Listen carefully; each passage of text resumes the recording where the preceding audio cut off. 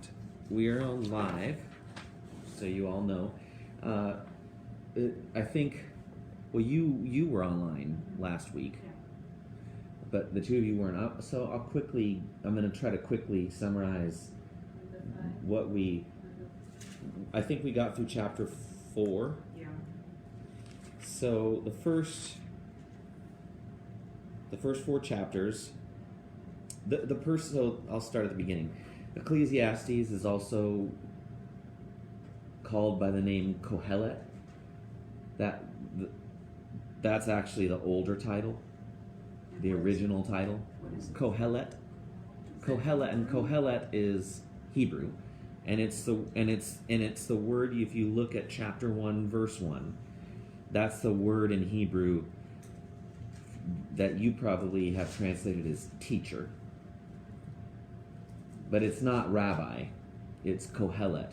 So it really, a better translation would be sort of the assembler, the leader of the assembly. It's a hard word to translate. It can also mean the poet or the song leader, sort of. But so it's a strange word, but Kohelet is the word there in Hebrew, and that's the more traditional, more original title of the book. This says it means preacher. Preacher could mean preacher too. Yeah, it's a word that doesn't translate very well or easily. So my translation says teacher. Some translations may say preacher. That those are as good a translations as any. But the word is Kohelet in Hebrew. Anyway, that's the title, the more ancient title of Ecclesiastes, and it's attributed to Solomon. But most scholars don't think it was really written by Solomon. That his name was used as a famous wisdom teacher of the days of old. But that's not really very important. What is important about that is that it's a book written in dialogue with Proverbs. And we talked about this a lot when we did Proverbs, but you remember, if there was a main theme to Proverbs, it was, if you are faithful and righteous, you will be blessed. And Ecclesiastes, in a sense, is going to argue. We're reading an argument in the Bible, and in a way, and not so much a contradiction, but what ought to come to your mind when you hear, if you are righteous and you do right, you'll be blessed. Which is, yeah, that happens sometimes, but it also doesn't happen sometimes. And you may do right and you might not be blessed. You might suffer. And in fact, you might see people who are pretty wicked, who are very blessed materially. I mean, they have good health, they have lots of children, they make lots of money. What? I don't consider those things blessings, or that, they're prosperity. Whatever happens, it's yeah. Well, the Old Testament does consider them blessings. I think most people would. I mean, when you don't, the money that you have and the house that you live in. I mean, most of us think of those as blessings. It's blessings, but it just is. I don't think it has anything to do with being righteous. Yeah. Well, and that's ultimately what. I mean, you don't do anything to be right. righteous. So you're in a sense agreeing with Kohelet against the Proverbs. You're saying, well, if I have nice things, if I'm well taken care of and well fed, it's not because I didn't earn it by being good, which is what Proverbs essentially says. That. And that's not. So. It's just whatever God wanted you to have. You consider it a blessing when it's good. Yeah. I mean, when you enjoy it, but. And that's essentially not because of me. Right, it isn't because God's you choice. did right things or were faithful or because you prayed or because you were a good Christian that God rewarded you with prosperity or healthy children or whatever. But that's essentially what Ecclesiastes says. But the problem is then that in a way there's no point to being righteous. And that's and that could be either a bad or a good thing. right? The bad side of that is that it seems to mean, and this is the big thing is, and I said this last week, we have this belief that everything happens for a reason. We like to say that, but really, maybe it doesn't. Maybe some things just are the way they are for no good reason. Maybe there's no good reason why some people are poor and starving and some people are rich. Maybe there's no good reason for that. Maybe the universe, maybe the world around us doesn't operate according to some sort of rules that reward people the way they should. And in a way, that means that the world we live in, to some extent, is not meaningful, doesn't have a purpose. Not everything is guided and not everything is working for a reason, right? And that's a sad thing that takes away some comfort, right?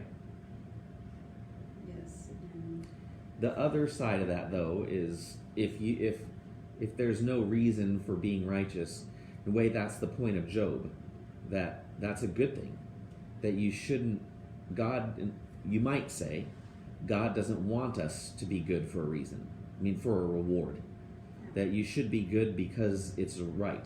And for no other reason. That's the whole thing behind the book of Job, right? Which is that Satan says to God, the only reason why Job is righteous is because you've rewarded him. Take away his rewards, and he won't be good anymore. and that doesn't seem like being righteous, but I'm thinking about that first question. What doesn't seem like being In the righteous? lesser, What doesn't seem like being righteous? however you were putting it, I'm thinking of righteousness as a way of glorifying God. Sure, it is. And that's that first question in the catechism, right? Right, but what Satan says to God is the reason Job glorifies you is because you've given him good things. Oh, And so the test is, well, will he glorify me even if I don't give him the good things, even if I take away the good things? And God, I mean, does Job honor God for nothing? And in a sense, the answer is yes, and that's why we should all be that way. We should be glorifying God, not because He's going to bless us, no. but because it's we love right, God. and for no benefit, for no reason. Right. In that It's sense, just because we know that's what He wants us to be. right? And But so we want to honor Him, and that in itself is the blessing, I guess, is when you feel you're not.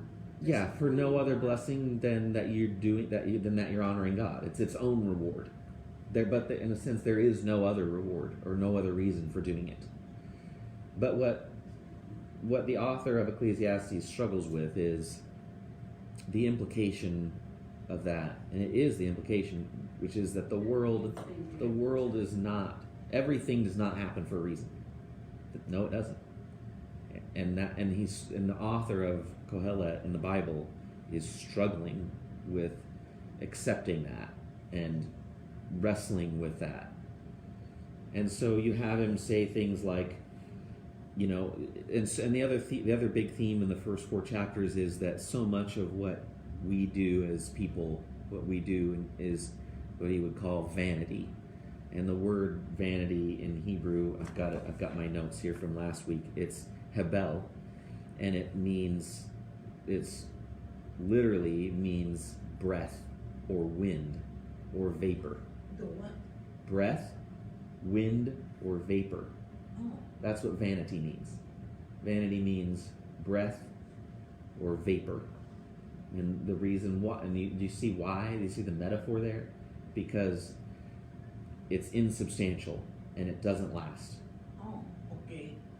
So much of what we do, whether we're good or bad, whether we're hardworking or not hardworking, we could get cancer tomorrow and die. It wouldn't matter that we were hardworking or virtuous.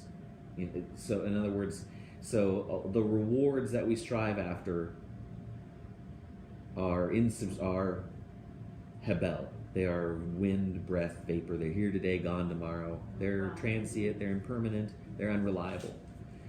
And Ecclesiastes doesn't have much of a sense of an afterlife. There's not much of a sense of eternity here. And I've said that before, but you should know that. For most of the Old Testament, there is really no afterlife. that they know about. They're not the authors of the Bible, the Old Testament, don't talk about or seem to know about any kind of afterlife. You just get hints of it here and there, and some in the Psalms, some in the book of Daniel, which is one of the last books written in the Old Testament. It's not so you don't really have. So the Kohelet's not going to be saying, well, you'll be storing up. For instance, he'll never say, well, in this life it's all meaningless and you work for nothing, but you'll be storing up treasures in heaven, which is what Jesus says. Right? That Kohelet doesn't say that. He's very much just looking at this life. And that doesn't make it bad or wrong. We just have to meet. I want us to meet the text where it is. So we'll pick it up again, see if there's anything else in my notes that I should cover. Okay. And the other thing is remember that the author is a Jew. And if you put yourself in his shoes, which you should do, you should put yourself in the author's shoes to try to get into his mindset. He lives under the Old Covenant, which was, what was the Old Covenant basically?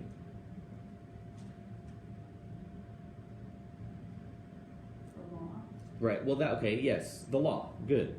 That's our part. So we're Jews. We're living 3,000 years ago or 2,500 years ago, right when this was written.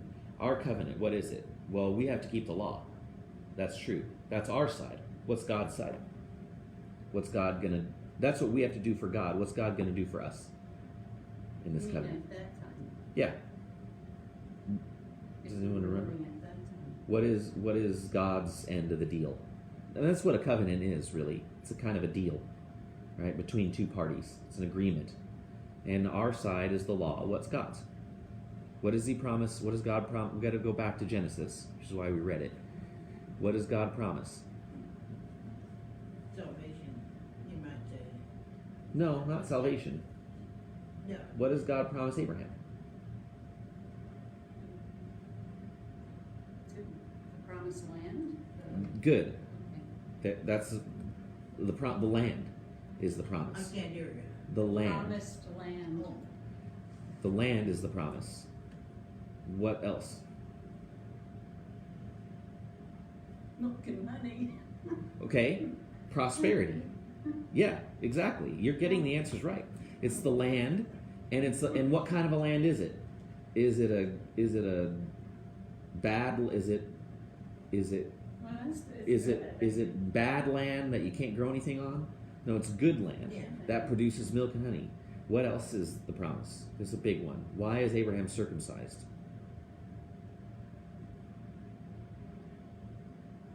Nobody, you guys got to Why know was this. Abraham what? The other aspect of the promise is really important Oh, no. because it drives the whole drama of the whole Bible. Really, Oh, well.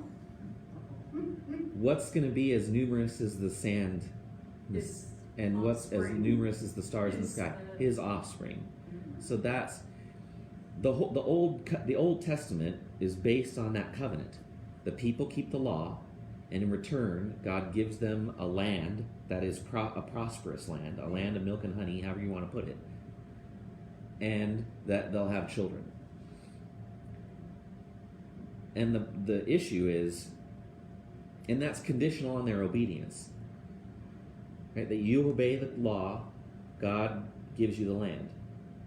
And if you don't obey the law, God kicks you out of the land, which he did, right?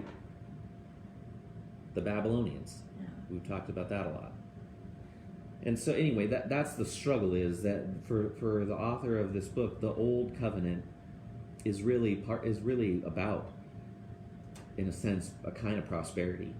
It's about living peacefully and prosperously in the land God promised. Okay. So, let's pick up chapter 5. And this is chapter 5.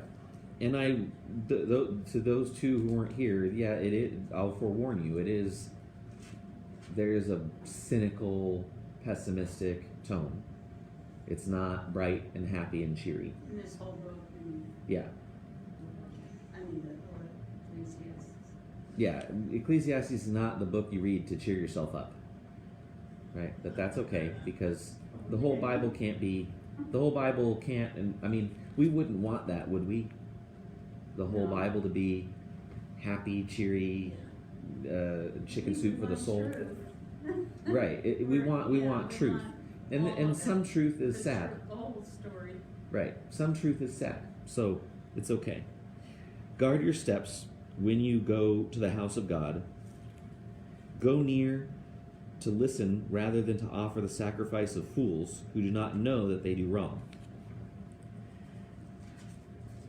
Do not be quick with your mouth. Do not be hasty in your heart to utter anything before God. God is in heaven, and you are on earth. So let your words be few. As a dream comes when there are many cares, so the speech of a fool when there are many words. So here, we've had this advice in Proverbs, but it was more general in Proverbs. The advice in Proverbs was, don't talk too much because you get yourself into trouble. Here, it's similar. The advice is, don't talk so much about God or to God. Don't make vows to God unless you really thought about them. Don't make long prayers. And you have to think of Job's friends. Those of you who've read Job, I think some of you were here for that. Job's friends say a lot about God. And they say things that they shouldn't say, right? They get into Job's friends, break the rule that's given here. They say things about God that they shouldn't say. And essentially what they say to Job is, though, that everything happens for a reason. Yeah. And they should not have said that. Because Job's suffering doesn't really happen for a reason. Not a good one, anyway. Okay. When you make a vow to God, do not delay in fulfilling it. He has no pleasure in fools. Fulfill your vow. It is better not to vow than to make a vow and not fulfill it. Don't make a deal. Don't make a vow. Don't make a promise. It's better just to not make it in the first place. But this is with respect to God. Do not let your mouth lead you into sin, and do not protest. Do not protest to the temple messenger. My vow was a mistake. Why should God be angry at what you say and destroy the work of your hands? Much dreaming and many words are meaningless. Therefore, stand in awe of God. Okay. Be careful with your religion. Don't say things you don't understand. It's better to not talk if you don't really understand. That's a good lesson for pastors. We should be careful what we say. Verse 8. If you see the poor oppressed in a district, and justice and rights denied, do not be surprised at such things. For one official is eyed by a higher one, and over them both are others higher still. The increase from the land is taken by all. The king himself profits from the fields. This is talking about corruption. And it's pretty cynical. And it's saying, don't be surprised when you see everybody essentially stealing. and not talking about common thieves who break into your house and steal your TV, but we're talking about the thieves that are higher up, the thieves that are the owners that overcharge the interest. We're talking about, the people on Wall Street who are making lots of money. And he's saying it's all corrupt, and don't be surprised when it's all corrupt, because everybody's got to get their take. It's like have you seen? I don't know if you. I like mafia movies like The Godfather. Every person in the hierarchy has to get their take, and it's like that it's like that in the world, is what Kohelet is telling us. Verse 10: Whoever loves money never has money enough. Whoever loves wealth is never satisfied with his income. This too is meaningless. Right? So trying to get money is meaningless. But so is that's a lot of the things that he said are meaningless. A lot of it's meaningless. As goods increase, so do those who consume them. And what benefit are they to the owner except to feast his eyes on them? The sleep of a laborer is sweet, whether he eats little or much. but the abundance of a rich man permits him no sleep. That's the Worry. right. I can't remember who said it. Some hip hop artists back in the 90s. More money, more problems. Right. Different. Yeah. Exactly. I have seen and now he goes on, and right, he's just going on complaining about how awful things are.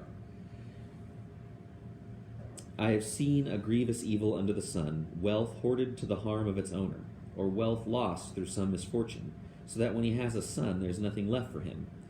Naked a man comes from his mother's womb. As he comes, so he departs. Right? You're born naked, you leave naked. That's just, you can't take anything with you. So everything people strive after in this life is wind, because it's gone. This too is a grievous evil. As a man comes, so he departs. And what does he gain, since he toils for the wind? Right? Toiling for the wind. Toiling for what is temporary. All his days he eats in darkness, with great frustration, affliction, and anger. Right? And that, I keep contrasting this with Jesus, because one reason why Ecclesiastes is important, why it's worth reading, is to tell us that this life in itself is hopeless. This life will never make you happy. You will never be comfortable. You will never be satisfied. You will never have what you want. The only way you can truly be satisfied is if you look beyond this life, beyond this world. If you think that you're going to be safe and have your hope in this life, you are wrong. And I think most people most people in church would agree with it if you ask them, but they don't always live like it. Am I wrong?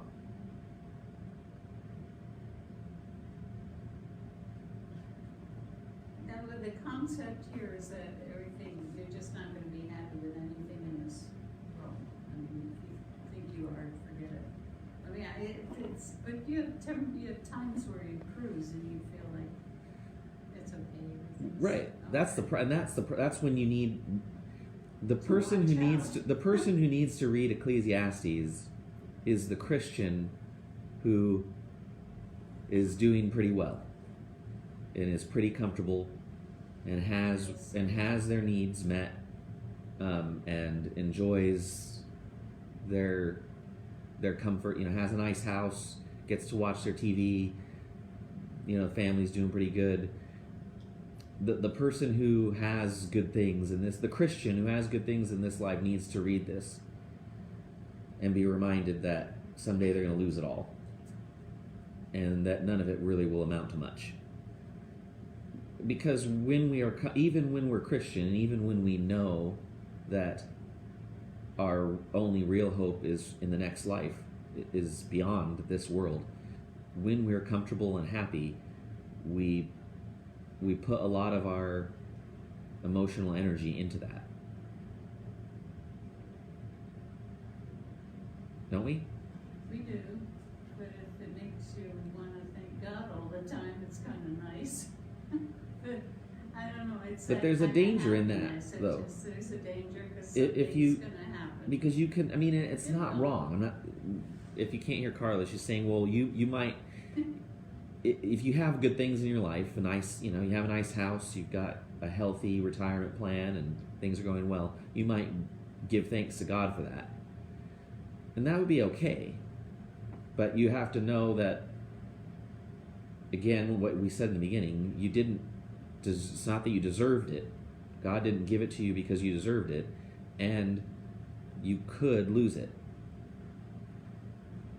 Right? And that wouldn't necessarily mean that God was mad at you, because Right. in this life, according to Ecclesiastes, things don't happen for reasons. You could lose everything for no good reason. Not too happy. What?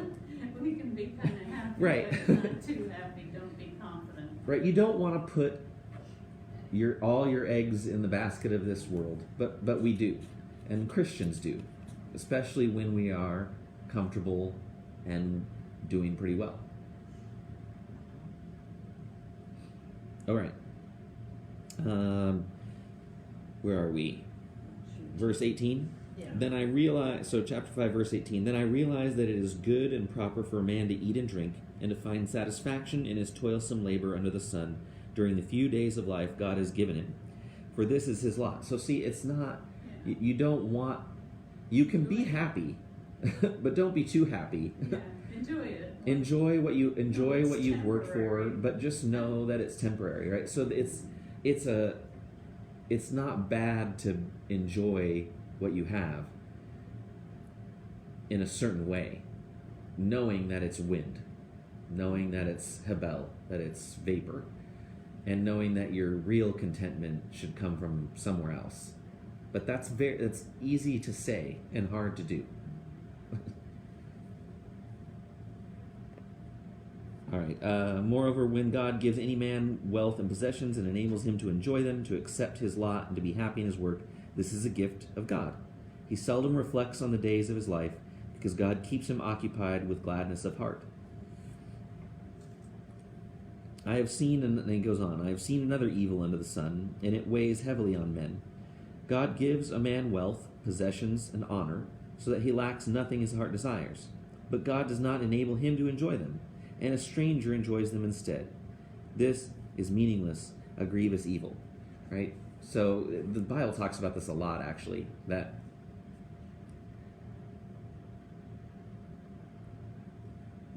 one of the worst things is for you to work for your good life, and then to have somebody else get it, right? To have it doesn't go to your children, it goes to the repo man or the bank or whatever. That the life that you've built for yourself, you don't enjoy it and you don't pass it on to your children, but it goes to strangers. And the prophets talk about that too. And this happens all the time. You probably don't need me to describe that. It probably says enough.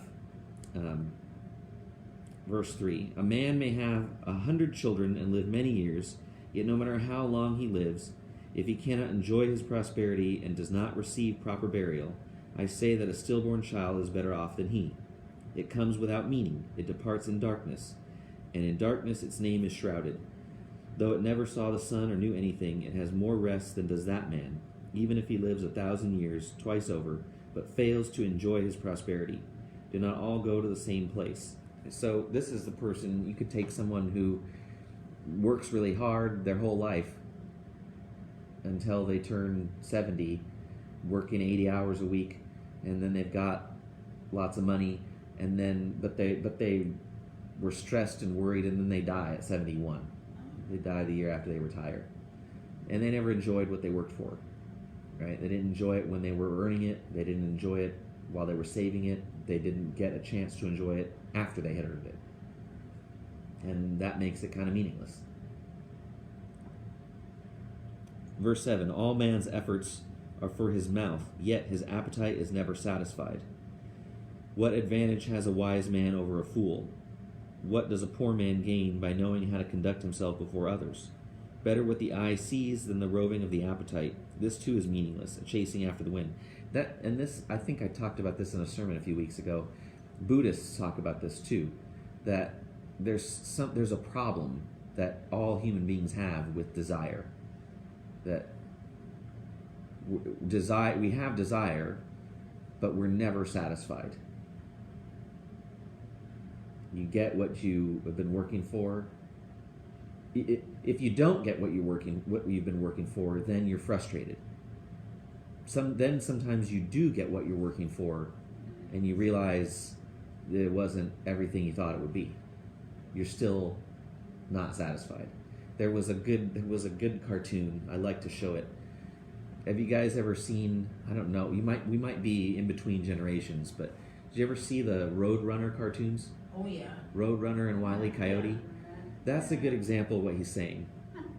Right? The coyote is always trying to get the Roadrunner. He never gets him, so he's frustrated his whole life. But now there was a cartoon made by a TV show called Family Guy. I don't know if you've heard of it. I'm not going to recommend it because I don't know how edifying it is, but they have some funny spots, but they did a spoof or a satire of the Roadrunner cartoons where the coyote gets the Roadrunner. Oh, He actually gets him, and he can't believe it. And he captures him. He kills the Roadrunner. He brings him home. He cooks a meal of roast Roadrunner. He invites his friend over, and they're eating. And he says, "Oh boy, you know, a meal sure tastes better when you've really worked for it." And he eats the Roadrunner. But then it shows him the next, like a few days later, and he's sitting around, and he doesn't have anything to do. And he's like, I don't know. Then it shows him a month later, and he's sitting there watching TV, and he's got a beer in his hand, and he's just sitting in front of the TV with nothing to do. And you see the skull of the Roadrunner sitting on the TV, and eventually he gets depressed, right? Because he's like, I don't have any reason anymore. There's no purpose to my life. But it's funny. But it's funny because there's a truth to it that there is this thing with. First, we are either frustrated that we can't get what we want, or when we do get what we want, we're disappointed, right? And that's what he's saying.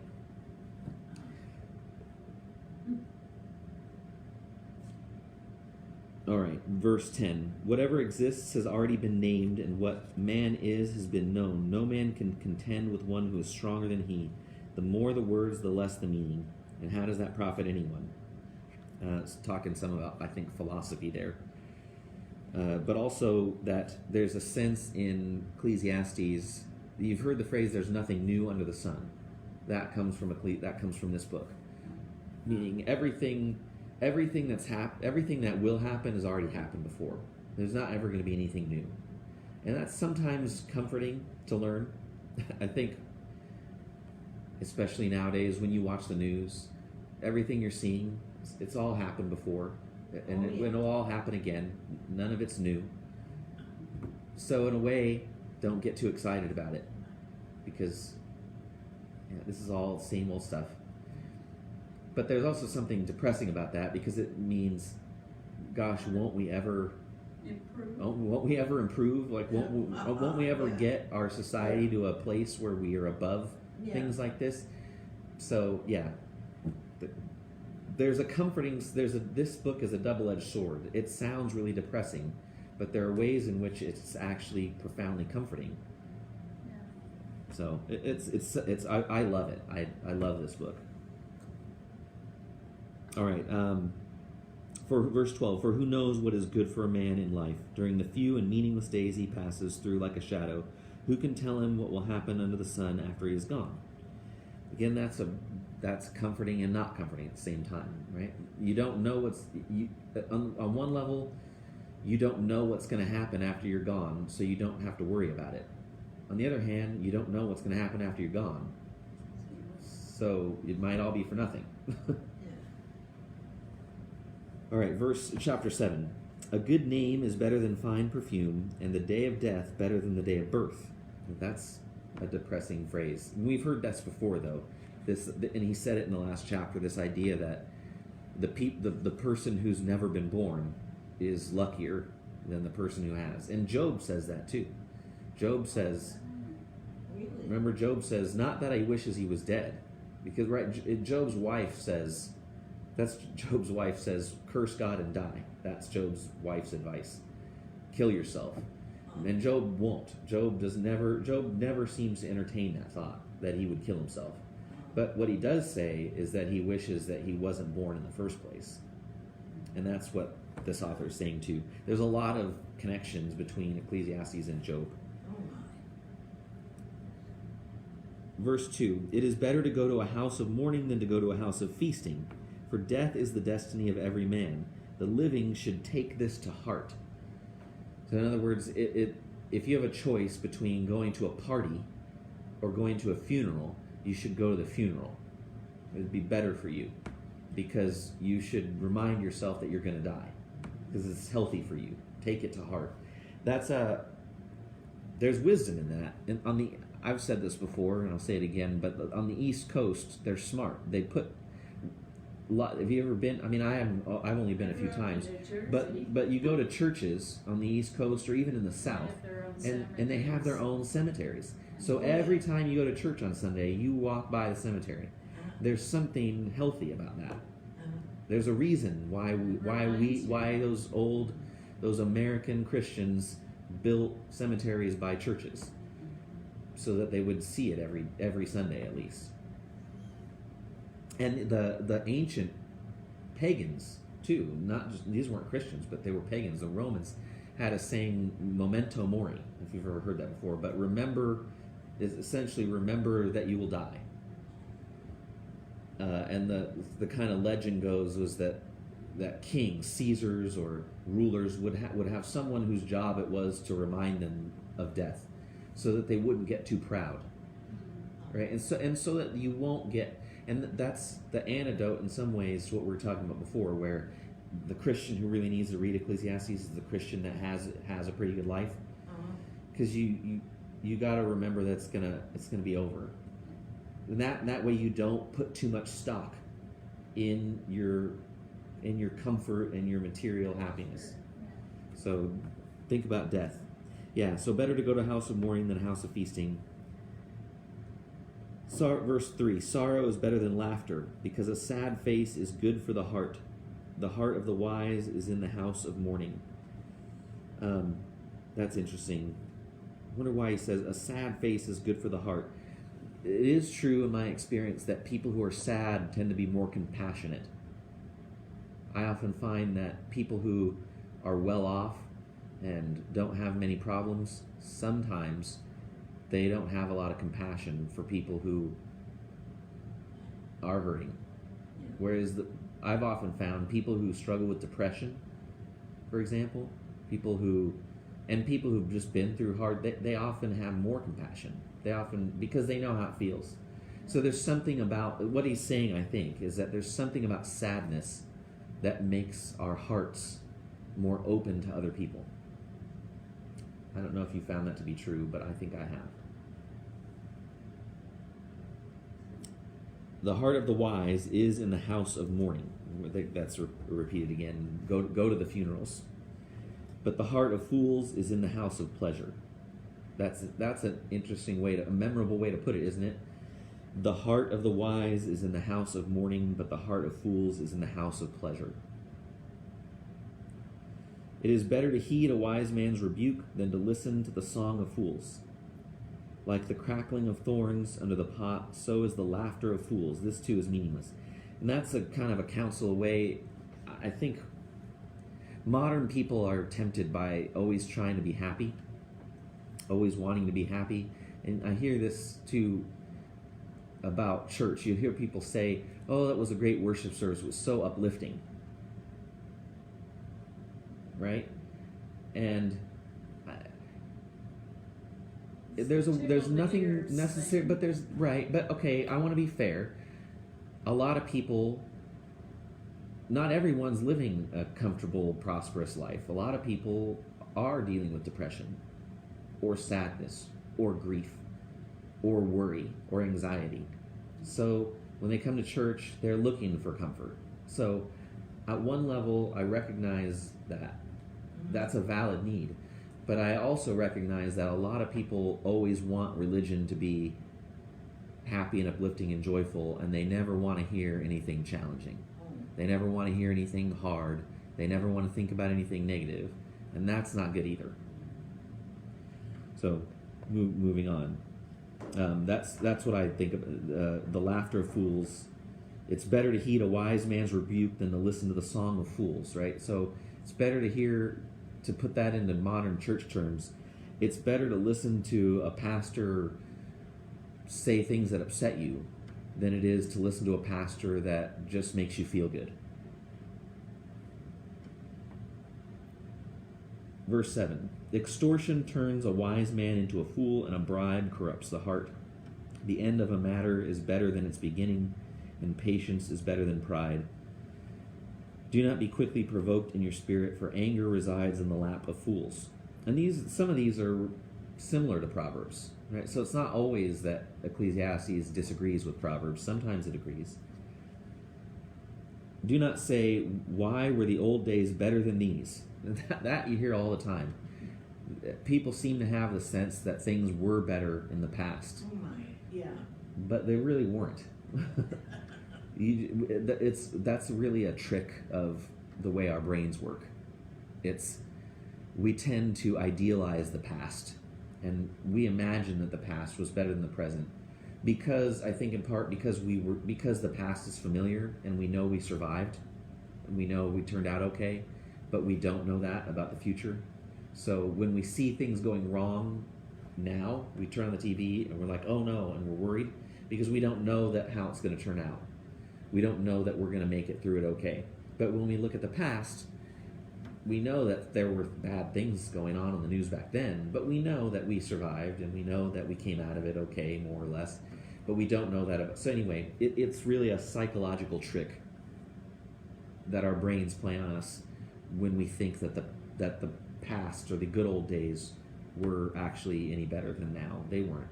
Things were just as bad then, and they're going to be just as bad in 100 years. On one level, that's depressing. On another level, it's comforting. Again, like so many things in this book. So, don't say, why were the old days better than these? For it is not wise to ask such questions. Wisdom, like an inheritance, is a good thing, and benefits those who see the sun. Wisdom is a shelter as money is a shelter. But the advantage of knowledge is this, that wisdom preserves the life of its possessor. Consider what God has done. Who can straighten what he has made crooked? When times are good, be happy. But when times are bad, consider God has made the one as well as the other. Right? God sends good times as well as bad, he says. In this meaningless life of mine, I have seen both of these. A righteous man perishing in his righteousness, and a wicked man living long in his wickedness. And that's where there is a contradiction, essentially, between this book and Proverbs. That verse right there, you should highlight that verse. Because that's at the heart of this book. I've seen a righteous man perish in his righteousness, and I've seen a wicked man living long in his wickedness. In other words, I've seen bad things happen to good people, and I've seen good things happen to bad people. Okay. So and that's how I know that not everything happens for a reason. Does that make sense? Do not be over righteous, neither be over wise. Why destroy yourself? Do not be over wicked, and do not be a fool. Why die before your time? It is good to grasp the one and not let go of the other. The man who fears God will avoid all extremes. I think we talked about that during the Proverbs, that Aristotle, I'm reading Aristotle with some friends, and Aristotle talked about something that's translated as the golden mean. You ever heard of that? The golden mean? Mean means average. So Aristotle talked about how, and so did Proverbs, that virtue is often the middle point between two extremes. I wrote about this in my annual report, which you'll see on Sunday, but the example Aristotle uses, and I think it applies to some things we're seeing today, courage is the mean between two extremes. Right? Courage is in between cowardice and on one extreme and recklessness on the other. Oh my. So courage is the mean between that's what meaning average. Am I making sense? Yeah. That's what by the word mean I don't mean cruel. Yeah. I mean the mathematical type of mean that's in between.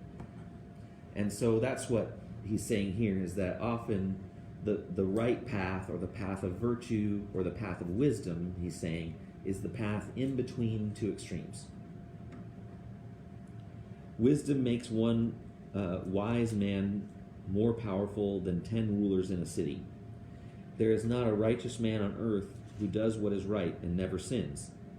Do not pay attention to every word people say, or you may hear your servant cursing you.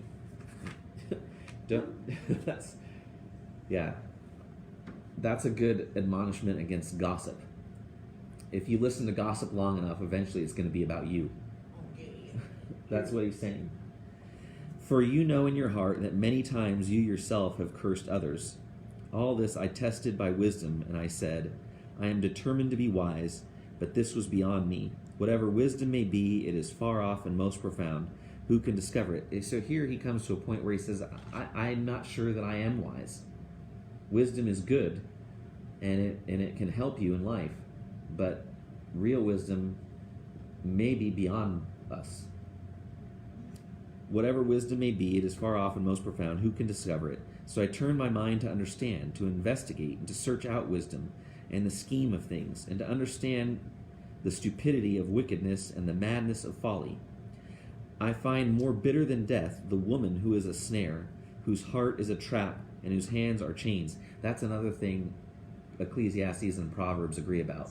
Watch out for troubled women, I guess. But they were both written by men, so you got to take that into account too.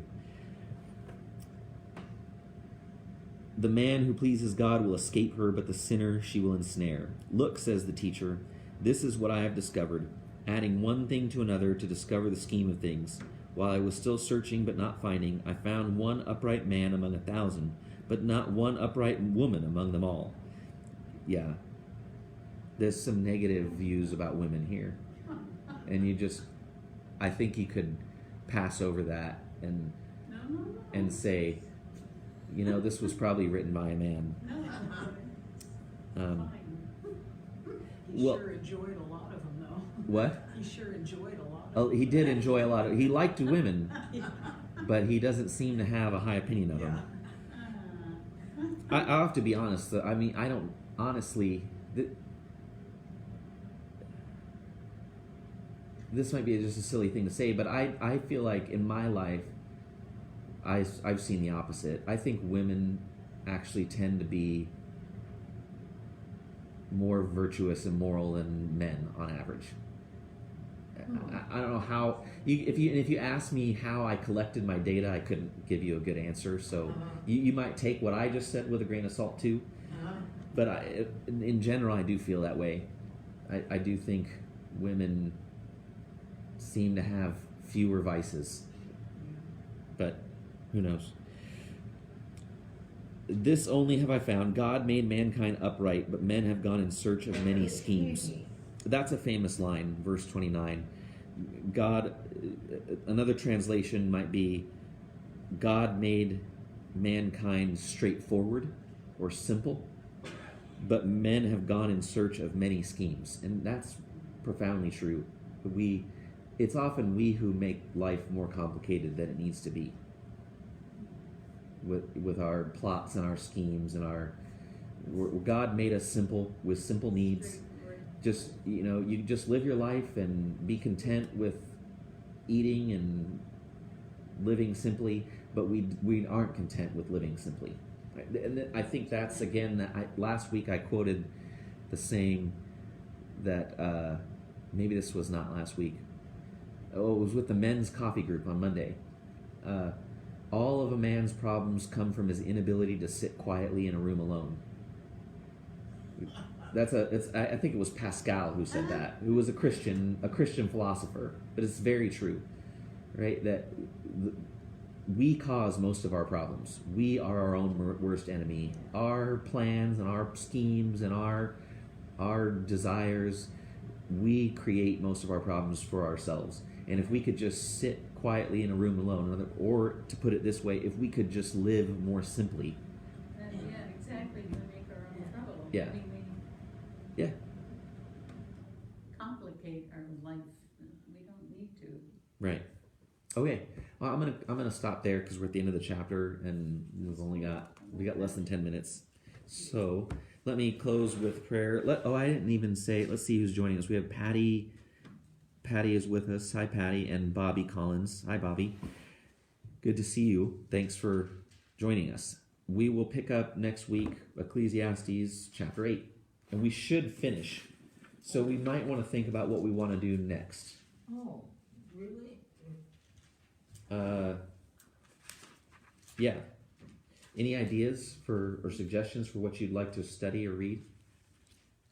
Eventually, I do want to do Revelation with you, but I need to do some studying before I'm ready for that. But any books of the Bible you've thought about lately? Not really. I don't know that I've ever Yeah. Although I had some marks in here already, so I don't know if that's some of Well, it, but Can we If- it's continue on? interesting. You could continue on, and It's that would okay. put us in Song of Songs next. That, I haven't studied this That'd be at good. all. You never read Song of Songs? No, That'd We be could good. do it. That'd be good. I'd like that. That'll require some legwork of me, but I can do. It's a shorter book. Song of Songs. I'll preface. We've got a little time. If we can do that next, we'll do that. But it won't take us long. Song of Songs is a very strange book. Might surprise you, but it is a love poem, Oh, and really? it is. There is some. This will be my warning label. There's strong sexual imagery in this poem, and so it was written as a. I think it was. I mean, most scholars think it was written as a simple love poem, and it's attributed again to Solomon. So Solomon is writing this to his lover, but the church and Judaism have traditionally interpreted it allegorically. Do you know that word? Do you know what that word means?